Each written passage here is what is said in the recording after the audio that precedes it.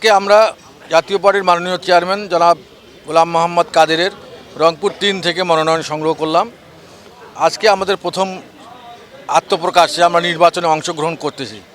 এখন নির্বাচনে অংশগ্রহণ করতেছি মানেই যে আমাকে আমাদের শর্ত আছে কিছু।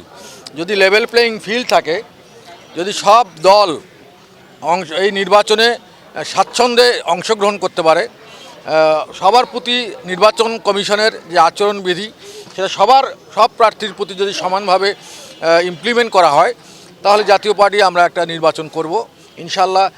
সেই নির্বাচনে জাতীয় পার্টি বরাবরের মতোই এটা প্রিভিয়াস যে দৃষ্টান্ত আছে সেই দৃষ্টান্ত অনুসারে রেজাল্ট কিন্তু ওই রকমই হবে ইনশাল্লাহ। এখন অনেকেই বলতে পারেন যে আমরা জাতীয় পার্টির দুর্গে অনেকে হানা দিয়েছে, সেটা তখনই প্রমাণ হবে। তখন প্রমাণ করাটা সুযোগ দিতে হবে। জাতীয় পার্টির যে জনসমর্থন হ্রাস পাইছে বা বৃদ্ধি পেয়েছে তার প্রমাণের হিসাবে তো একটা নির্বাচন, জনগণের মতামত, আমরা সঠিক প্রতিফলন চাই। আজকে যারা ফ্যাসিস্ট বলছে তারা তো সেদিন ছিল না। আপনি দেখবেন রংপুরের ইতিহাসে একমাত্র জাতীয় পার্টি যারা এই আন্দোলনের সপক্ষে, ছাত্রদের সপক্ষে প্রথম আমরা মিছিল করেছি, ব্যানার নিয়ে, লাঠিসোঁটা নিয়ে প্রথম জাতীয় পার্টি করেছে।